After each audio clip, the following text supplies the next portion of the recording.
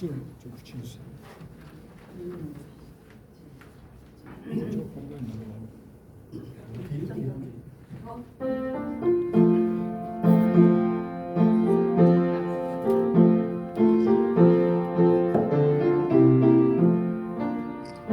나는 시온성을 향해 가겠네. 높은 그 성 영광이로다. 내가 그 성을 보다는 아침에 주의 영광 밝히고겠네. 아름다운 시온산에 순례자는 올라가겠네. 아름다운 시온산에 순례자는 올라가겠네. 나는 시온성을 향해 가겠네. 높은 그 성 영광이로다. 그곳에 나를 구속하신 주께서 나를 반겨 맞아주시니. 아름다운 시온산에 순례자는 올라가겠네. 아름다운 시온산에 순례자는 올라가겠네.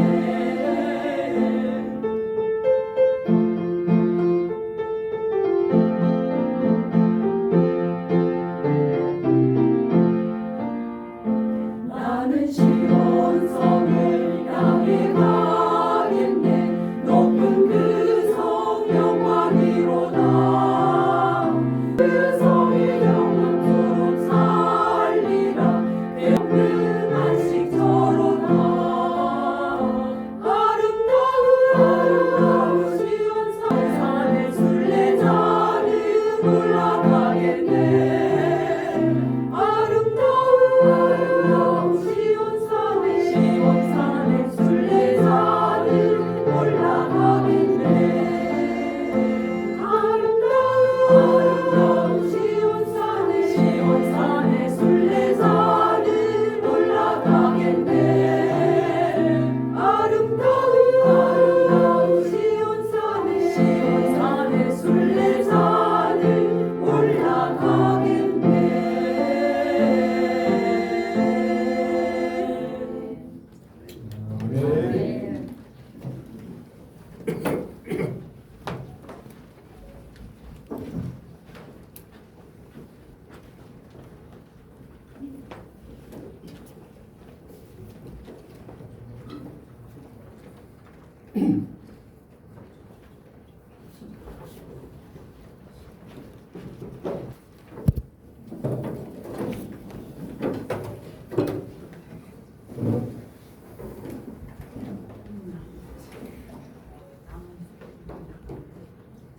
안녕하세요.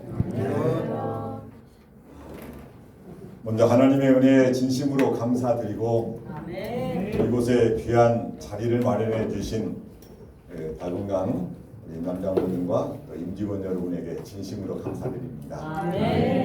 물론 이 일을 주선해 주신 우리 윤용환 목사님, 또 우리 조욱현 장로님 더 감사드립니다. 또 귀한 찬양을 연합으로 중창단으로 구성해서 이렇게 귀한 찬양을 하나님께 영광 돌리는 찬양을 해 주셔서 감사드립니다. 저는 오늘 여러분들이 저도 이번 기회를 통해서 저의 믿음이 좀 성장했어요.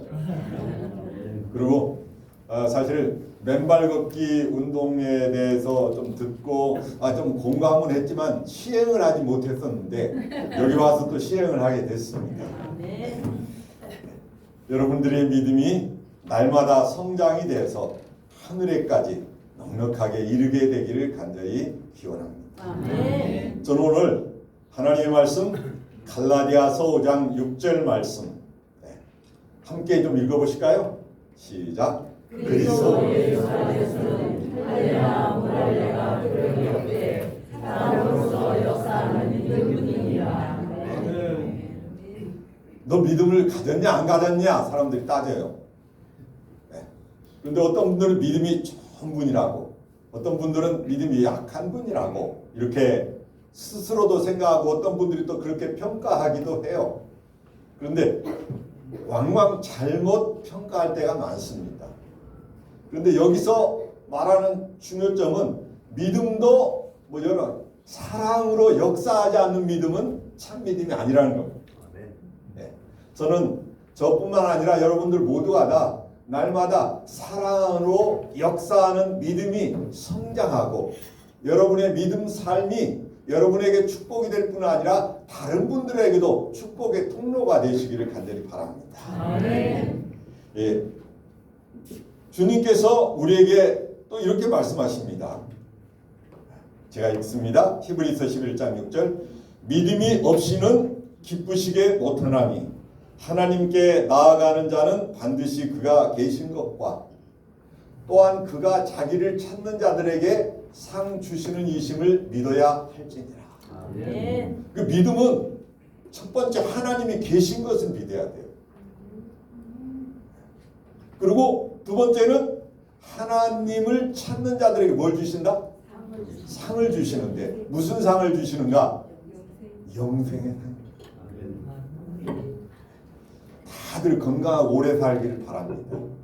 그러나 이 땅에서는 우리의 육체는 좀 더 살 수는 있지만 영원히 살 수는 없어요. 그래서 우리는 이 땅에서 사는 기간 동안 영원한 생명을 얻을 수 있는 기회를 갖는데 그 기회는 오직 하나님을 믿는 믿음, 또 하나님과 우리 사이에 중보자가 되시는 예수 그리스도의 피 공로를 의지해서 그분을 내 안에 주인으로 모실 때 영원한 생명이 약속되어지고 지켜집니다.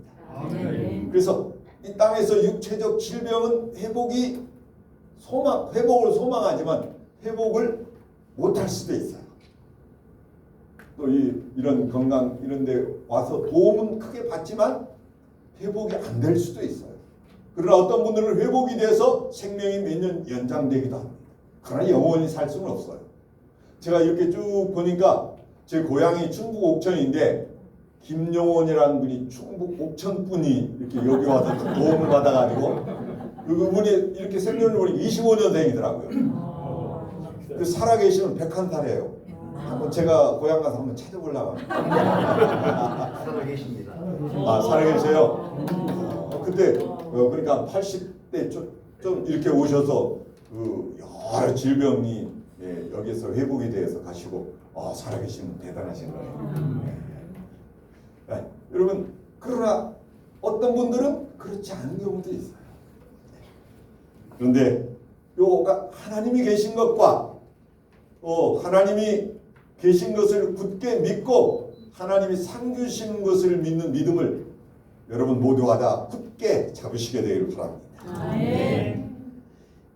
그런데 이 땅에 예수님이 오실 때 예수님께서 이렇게 얘기하셨어요. 함께 읽어보실까요? 시작. 내가 너에게 이르노니 속히 그 고난을 풀어주시리라. 그러나 인자가 올 때 세상에서 믿음을 보겠느냐 하시니라. 예수님 오실 때 믿음을 가진 사람들이 많다는 얘기입니까? 적다는 얘기입니까? 아주 적다는 얘기. 그런데 우리는 사실 이 땅에 살면서 하나님을 믿는 사람으로서 믿음의 샘플이 되어야 할 사람들입니다. 그러기 위해서는 바른 믿음을 보여줘야 돼요. 그리고 바른 믿음을 보여줄 뿐 아니라 사람들을 생명으로 인도하는 믿음의 삶이 이어져야 됩니다. 근데 일반적으로 믿음은 상대방을 신뢰하는 거예요.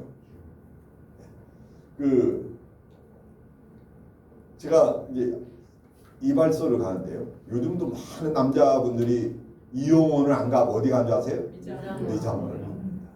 그래서 이용원 이발사 아저씨들은 대부분 나이가 들은 분들이에요. 젊은 사람들이 이발사 하는 경우는 거의 없어요. 근데 대부분 미장원에 가서 이렇게 머리를 자르는데 거기서는 면도 같은 건 잘 안 해줘요. 그냥 카투. 면도는 알아서 하라고.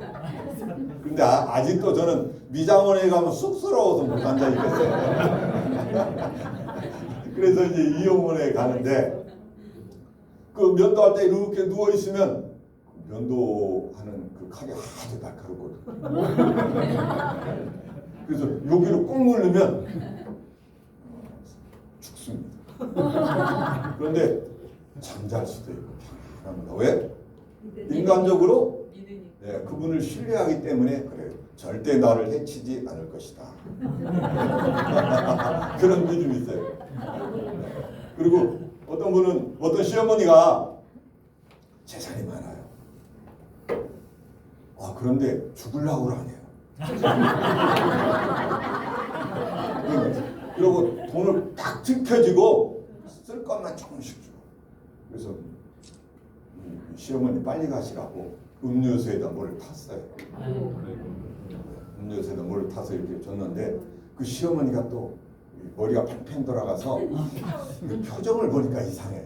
네, 그래서 야, 너 좀 내가 얼음 이 음료수에 얼음을 좀 넣어서 먹고 싶다 하면서 그 얼음 가지러 가서 싹 바꿔주겠어. 그래서 이 시어머니가 쫙 마시니까 며느리도 올커니약 마셨는데 쓰러진 사람 누구예요? 시어머니가 쓰러지는 게 그런 계획인데 며느리가 쓰러져. 이런 경우도 이 세상에 있어요. 사람이 사람을 의심하다 보면 불안해져요. 근데 되게 우리 성도들이 사람을 선하게 보고 믿다가 낭패를 당하는 경우가 많아요. 교회 안에서도 그런 순진한 성도들의 신뢰와 믿음을 활용해서 이익을 취하는 경우가 있어요. 그래서 어떤 분이 그 한 교회 안에서 이렇게 정말로 필요하다고 해서 1,000만 원을 빌려줬어요. 아무런 증서도 없이 현금으로. 그래서 이제 몇 달 쓰고 주기로. 그래서 이자는 필요 없다. 석 달만 그냥 무료로 빌려주겠다. 그래서 이제 석 달이 지나도 안 줘.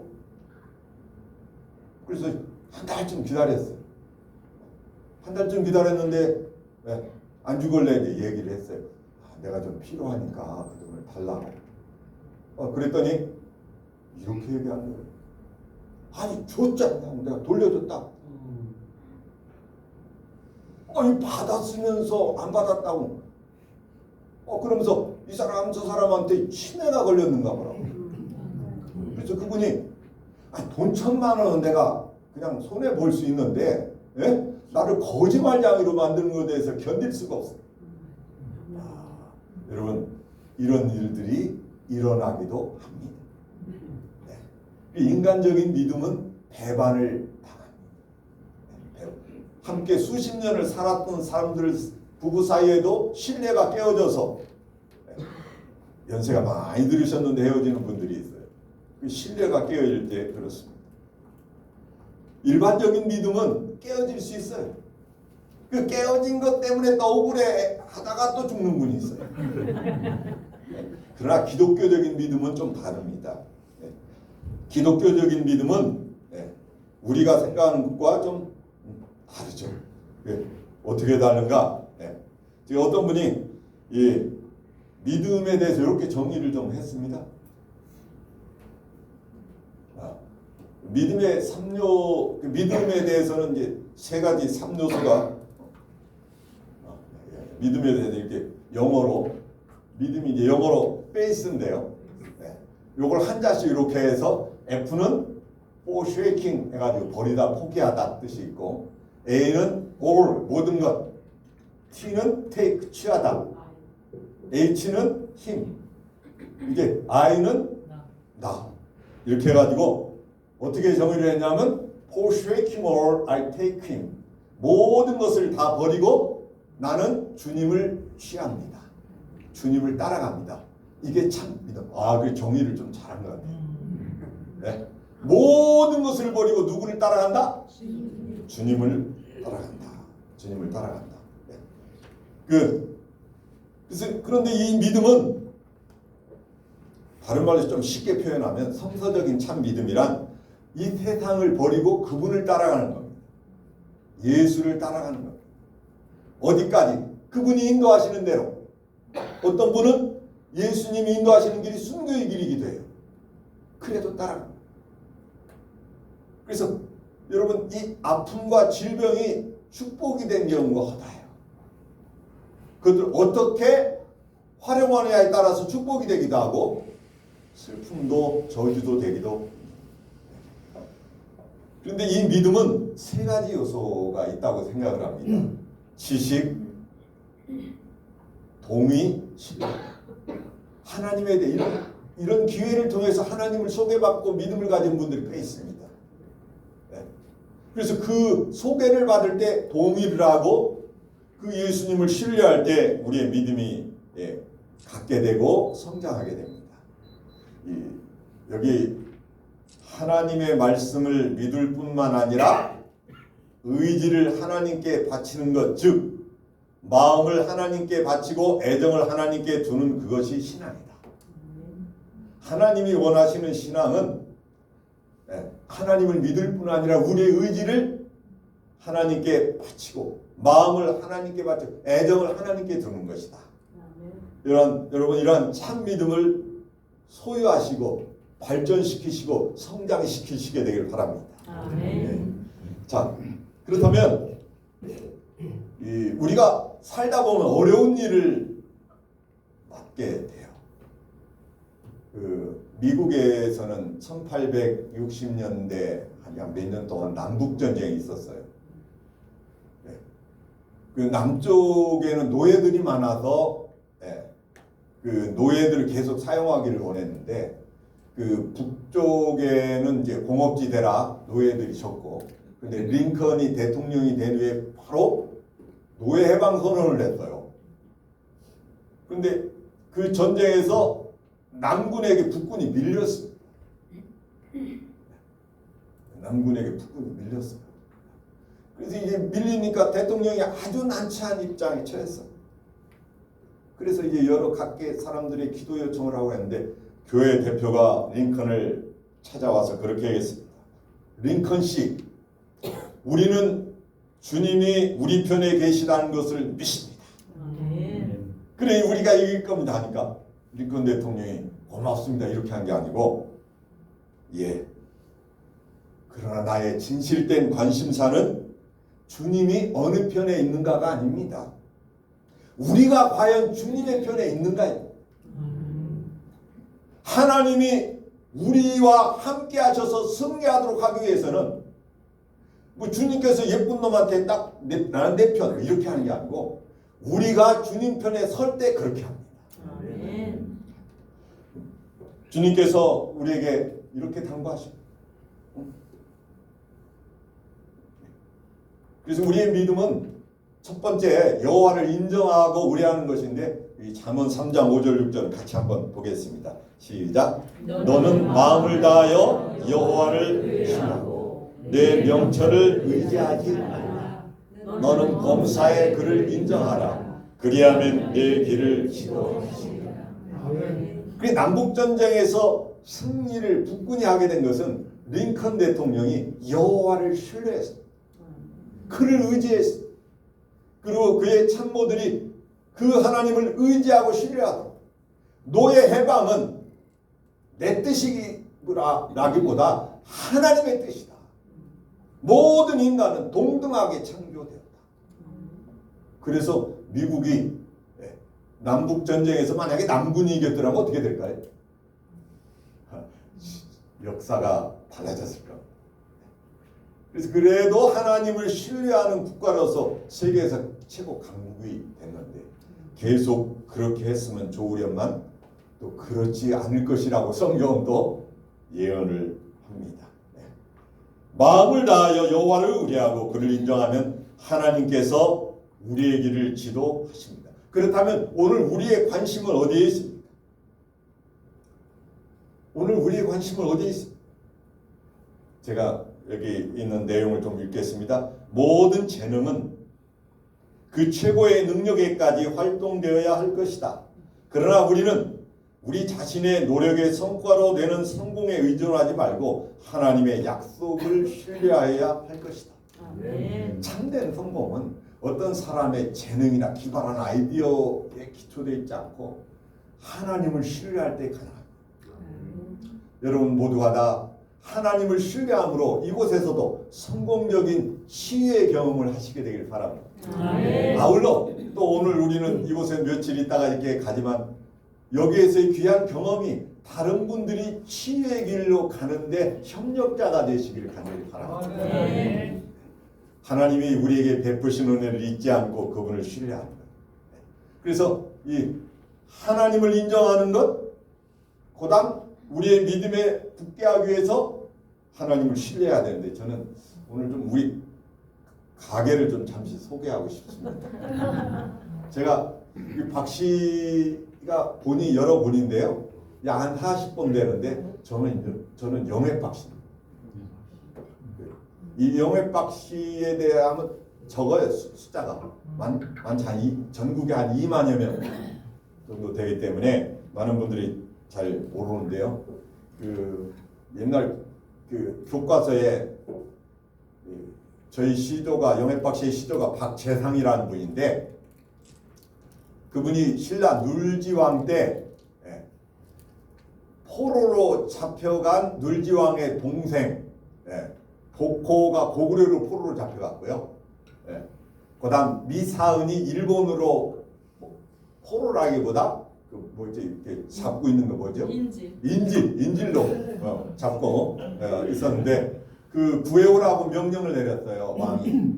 그래서 이 고구려에 가서 장소왕을 설득해서 복호는 잘 데려왔습니다. 잘 데려왔는데 또 일본에 가서 미사은 왕자를 구해오라고. 그래서 일본에 갔더니 그 구해오기 위해서 일본 왕에 거짓 충성하는 것처럼 했어요. 그리고 왕자를 빼돌려서 보냈습니다. 그리고 이 박재상 어른은 저희 시조 어른은 나오지를 못했어요. 잡혔어요. 그래서 일본 왕에게 충성하기 하라고 강요됐을 때 나는 신라의 개가 될지언정 당신에게는 섬길 수가 없습니다. 왕자를 구하기 위해 거짓 충성하는 처럼 한 것이지. 그래서 거기서 사형을 당했습니다. 이제 남편이 돌아오기를 기다리는데 안 돌아와요. 왕자는 왔는데. 그래서 두 딸과 함께 일본 쪽을 바라보다가 망부석이 되었다. 그게 교과서에 나옵니다. 그분이 그분이 이제 치술신모라고 그러죠. 그 남편을 바라보고 기다리다가 망부석이 됐다고. 그래서 그분이 저희 영회박 씨의 시도가 되십니다. 그러면 조금 이해가 될 겁니다. 그런데 저희 6대조 할아버지가 박민신이라는 분인데 1777년에 태어나셔서 65세를 사셨어요. 그 당시에는 65세면 장수하신 거죠. 그 다음 5대조 분이 이제 1811년에 태어나서 56세를 장수했습니다. 그 다음이 이제 고조 되시는 분이 몇 살 사셨어요? 30살에 돌아가셨어요. 그 다음 증조 되시는 분은 35세, 35살에 돌아가셨어요. 이제 저희 할아버지는 55세까지 사셨어요. 그리고 저희 아버지는 42세. 저희 형님은 58세. 근데 저희 아버지 돌아가실 때 제가 3살이었어요. 제 밑에 동생이 몇 개월, 태어난 지 몇 개월. 그 당시 7남매였어요. 그래서 다 이렇게 1살, 3살, 5살, 7살, 9살 이렇게 쭉. 그리고 아버지가 돌아가실 때 위암으로 돌아가셨는데 그 당시에는 57년도니까요. 뭐 이렇게 암 치료에 대한 그런 것들이 아주 어려울 때인데 수술을 했는데 열었다가 덮었대. 어떻게 손을 쓸 수가 없어서. 자 여러분, 막내 아들을 낳은 후에 남편이 그렇게 암이 걸렸다 하고 그 시골에서 그러니까 몸조리가 되질 않죠. 그렇게 하다가 아버지 돌아가신 후에 어머님도 쓰러졌어요. 이제 긴장 속에 있다가 긴장이 놓이니까. 근데 어머님이 그때 하나님을 찾은 거예요. 전혀 신앙. 그때 하나님께 매달리기를, 만일에 하나님이 계시다면 나를 좀 살려주시오. 나 죽는 것은 전혀 두렵지 않은데 내가 죽으면 이 7남매 자식들이 다 고아가 돼. 지금이면 국가에서 지원해 주죠. 그런데 그때는 뭐 그런 게 없어요. 그때 하나님이, 예수님이 오셔서 죽게 된 어머님을 치유해 주셨어요. 기적이지죠. 그래서 하나님을 믿게 됐습니다. 저희 가족들이 하나님을 믿게 됐고, 처음에 재림교회를 다닌 건 아닙니다.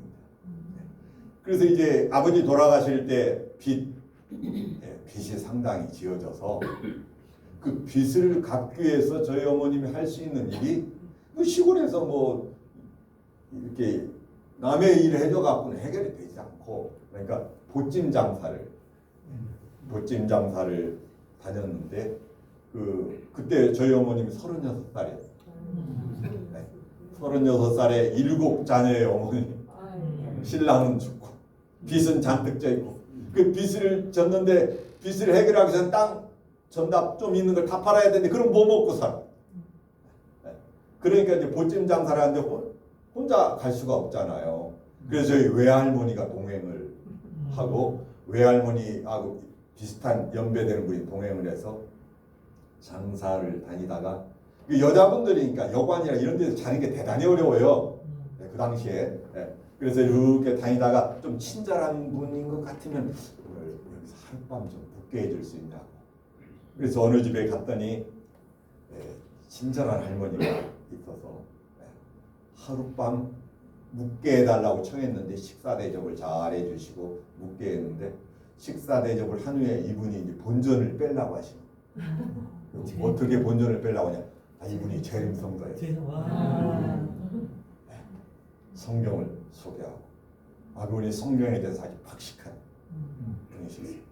그래서 그분에게 소개를 받고, 저희 어머니 그때 이제 다른 교회를 다니고 있었는데, 우리 재림신앙을 받아들이게 된, 바로 받아들인 게 아니고 고민하고 뭐 여러 과정 속에서 8년 만에 받아들이게 됐고, 저희 어머님이 재림신앙을 하신 후에 저도 이제 다른 데를 다니다가 다른 이렇게 우리 신앙을 하고 진리의 길을 따르게 됐고, 그 결과로 저희 어머님이 옥천교회의 창립자가 되셨습니다. 저희 어머님이 22년부터 사셔서 66세, 87세에 돌아가셨는데, 지금도 제가 여러 가지로 마음이 좀 심란하고 흐트러질 것 같으면 저희 어머님 산소에 가서 기도합니다. 그 어머님이 당부하신 대로 끝까지 하나님께 충성하라. 제가 목회 여정 속에서 시련이 있을 때, 흔들릴 때 저희 어머님이 하시니, 너는 끝까지 그분이 가라. 그리고 재정 문제에 대해서는 어떠한 일이 있어도 구설수에 오르지 말아라. 이런 당부를 해서 지금도 그 생각이 나서 가면 이렇게 기도하면서 어머님을 생각하고 어머님 산소에 벌초를 개드리고 그렇게 합니다. 저희 어머님의 신앙의 씨앗이 저희 가족들 수십 명을 재림 성도로 남게 했습니다. 저는 저희 어머님에 대해서 항상 자랑스럽게 생각합니다. 저희 아버지에 대해서는 3살 때 돌아가셔서 전혀 기억이 없습니다. 그렇지만 제가 그 아버님을 생각하는 마음 지금도, 그래서 제가 자그마한 비석을 해드리고 산소는 잘 관리하고 있습니다. 여기 믿음의 요소 가운데 강한 신뢰, 여러분 잘 아시는 얘기지만 제가 좀 읽어드리겠습니다. 룻기 1장 14절, 그들이 소리를 높여 다시 울더니 오르바는 그 시모에게 입맞추되 룻은 그를 붙쫓았더라. 그 이스라엘 땅에 가뭄이 들어서 그 엘리멜렉과 나오미 그 가족들이 모압으로 갔죠. 근데 거기 가서 사는 동안 어떻게 됐어요? 신랑도 죽고 두 아들을 장가들였는데, 모압 여인을 취해서 장가들였는데 두 아들도 다 죽고 그 세 가부만 남았는데, 이제는 고국의 가뭄이 끝났다.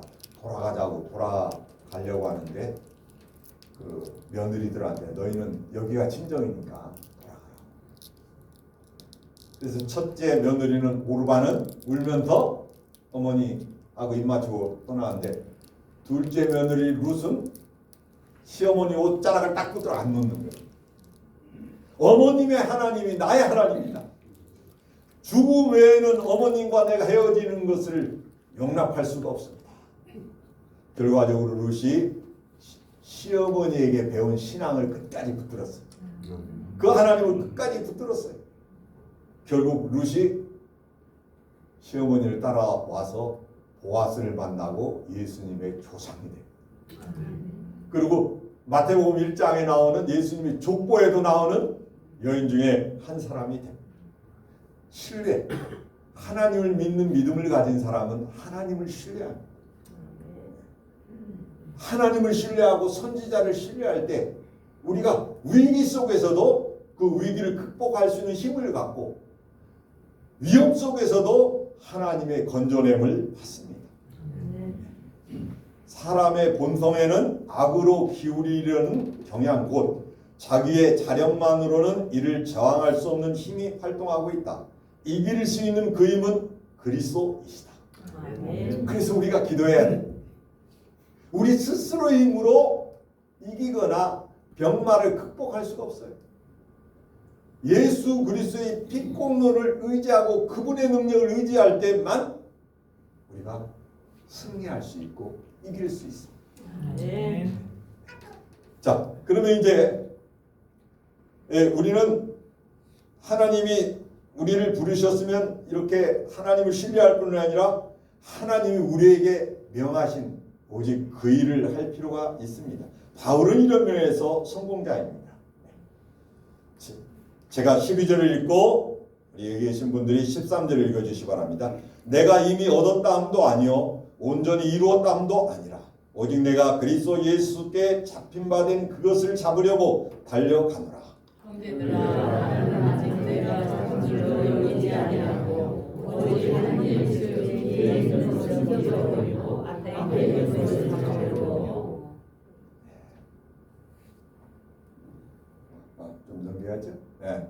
표대를 향하여 그리스도 예수 안에서 하나님이 위에서 부르신 불의 상을 위하여 달려가노라. 목표가 분명했어요. 바울은. 예수님을 믿는 사람들을 핍박하는 핍박자였다가 예수님을 만난 후에 돌이킨 후에 그는 오직 예수님만 바라보고 달려갔고 그분의 일을 했습니다. 동물 가운데 치타라는 동물이 있습니다. 이 치타는 달리기로 따지면 동물 가운데 넘버원입니다. 그런데 이 치타는 여러 무리들 가운데 영양이라든가 뭐 이런 무리들 가운데 사냥감을 고르면 딱 자기가 한 목표를 골랐으면 옆에 손쉽게 잡을 수 있는 것 관심 없답니다. 자기가 목표한 그것만을 향해 달려간대. 그래서 그걸 잡는다. 이 치타도 목표한 그것을 향하여 달려가다 성공하는데 우리는 오직 한 일, 즉 예수님을 목표로 달려가야만 참다운 승리를 합니다. 그래서 바울은 이런 면에서 바울이 그의 충성심을 그리스도께 바친 그 시간부터 그의 생애는 지칠 줄 모르는 봉사로 충만하였다. 그는 앞에 있는 한 목적을 확고하게 지켰다. 바울에 대해 생애 기록하면서 그는 40의 한 대 감한매를 5번 맞았다. 한 번은 태장으로, 한 번은 돌로. 그 유대인들은 최고로 매를 때릴 수 있는 매가 40대 이하라고 했어요. 그래서 39대를 5번 맞았다. 한 번은 다 죽었다고 버려졌다. 그런데도 하나님의 은혜로 벌떡 일어나서 이렇게 또 활동을 했어요. 그의 목적은 흔들리지 않았습니다. 그리고 바울이 나중에 순교자의 자리에 나갔을 때 전혀 흔들리지 않았습니다. 그분은 예수님만을 바라보았습니다. 바울의 의연한 죽음 앞에서도 흔들리지 아니하고 두려워하지 않은 그의 믿음과 신앙은 사형을 집행하는 데 관여했던 병사 가운데 몇 사람을 회개케 하고 신앙을 갖도록 했다. 저는 이 바울의 이 달려갈 길을 흔들리지 않냐고 옆을 바라보지 않고 달려가는 그 믿음을 본받고 싶습니다. 여러분들도 이곳에서 은혜로 치유의 은총을 맛보시고 또 바울이 달려간 것처럼 나를 낫게 해주시고 나를 회복시켜 주시고 나에게 은혜를 베푸시고 영생의 소망을 주신 예수님만을 굳게 바라보고 달려가시며 승리하시게 되길 간절히 바랍니다. 그래서 이 신앙의 절개를 꼭 지키시게 되길 바랍니다. 제가 농사 짓는 시골 사람이라 이 쟁기질을 좀 해봤습니다. 쟁기질을 하는 사람은 옆을 바라보면 안 됩니다. 딱 앞만 바라보고 가야 돼요. 그래야 이 쟁기질이 제대로 돼요. 쟁기질 하는 사람 뒤를 돌아보면 어떻게 됩니까? 삐뚤삐뚤 제대로 큰일 납니다. 그래서 우리의 신앙은 쟁기질한 사람이 뒤를 돌아보면 안 되는 것처럼 하나님 나라에 합당한 사람은 앞을 바라보고 가야 됩니다. 이 신앙을 끝까지 지키기 위해서는 절개가 필요한데요. 이 성경은 이렇게 얘기합니다. 요한계시록 12장 11절 이 말씀 함께 읽어보시겠습니다. 시작. 또 우리 형제들이 어린 양의 피와 자기들이 전하는 말씀으로써 그를 이겼으니 그들은 죽기까지 자기들의 생명을 아끼지 아니하였다. 우리의 승리의 비결은 어린 양의 피. 피는 생명이랍니다. 예수님의 생명을 우리를 위해 주셨기 때문에 우리에게 소망이 있습니다. 자기의 증거하는 어린 양의 피의 공로로 구원받은 우리는 예수님을 증거하는 삶을 살도록 부름받고 있습니다. 한 중국 청년이 미국에서 공부를 마치고 미국의 좋은 관리직을 제안받았습니다. 그런데 그는 사양하고 험난한 목사의 길을 택했습니다. 그래서 감독이 어떻게 그처럼 좋은 자리를 사양하고 목사가 되었는가? 그는 1900년에 있었던 북청사변이라고도 하고 의화단 사건이라고도 합니다. 중국 내륙 지방에 살고 있었을 때 그리스도인들이 잡혔습니다. 그 군인들이 그 의화 북청사변을 일으킨 군인들이 신앙을 버리라고 했습니다. 그리고 우상을 하나 갖다 놓고 거기다 절을 하면 살려주고 절을 안 하면 죽인다고 했습니다. 그래서 한 줄을 세워놓고 지나가게 합니다. 그런데 그 당시에 하나님을 믿던 163명의 그리스도인들이 우상에게 절하지도 아니하고 고개 숙이지도 아니하고 우상 앞을 당당히 걸어갔습니다. 당당히 걸어간 그들이 한 사람씩 한 사람씩 목이 살려갔습니다. 이때 이 청년은 3살이었고 그것을 바라보았습니다. 그가 그 순교하는 그 163명의 무리 가운데 한 명은 자기 아버지였습니다. 그는 어린 나이였지만 그 순교의 장면을 깊이 간직하고 있었어요. 비록 내가 어렸을 때였지만 그 사건은 나의 인생을 새롭게 하고 내가 어떻게 살아야 할지를 가르쳐준 사건이었습니다. 나는 어떤 일이 있어도 주님을 따를 것입니다. 주님을 위해서 일할 겁니다. 윌리엄 펜이라는 분이 이런 표현을 했습니다. 여기 주님께서 하신 약속을 다시 한번 읽고 제가 얘기한 것을 보도록 하겠습니다. 예수께서 이르시되 나는 부활이요 생명이니 나를 믿는 자는 죽어도 살겠고 26절 같이 보겠습니다. 시작. 무릇 살아서 나를 믿는 자는 영원히 죽지 아니하리니 이것을 내가 믿느냐? 우리는 부활 신앙을 갖고 있는 사람들입니다. 우리는 이 땅에서 육체적으로는 죽을 수밖에 없지만 죽더라도 부활의 생명을 소유한 자로서 예수님 오실 때 영원한 생명의 부활에 참여할 것을 믿기에 두려워하지 않습니다. 죽음 앞에서도 하나님 그동안 삶을 주시고 지켜주셔서 감사합니다. 오히려 감사 기도를 드릴 수 있습니다. 그래서 우리는 이 땅에 살 때 하나님과 진리의 길을 따라 살고 싶습니다. 그래서 어떤 분은 이런 표현을 했습니다. 모든 사람이 반대하더라도 정의는 진리다. 여러 사람이 가는 길을 따라가면 진리의 길로 이르지 못합니다. 사람들이 아주 요랬다 저랬다 합니다. 특별히 정치하는 분들은 자기들에게 유리한 대로 싹싹싹 바꿉니다. 그러나 그리스도인들은 그런 길을 따라갈 수가 없어요. 바로 옳은 길, 정의의 길을 따라가는데 그 정의의 길에 찬성하고 따라가는 자가 적을지라도 그 길을 따라갑니다. 모든 사람이 다 찬성하더라도 불의는 불의다. 그래서 우리는 오직 진리의 길, 영원한 길인 하나님의 말씀의 길, 그리스도의 생명의 피값으로 제공된 구원의 길을 따라갑니다.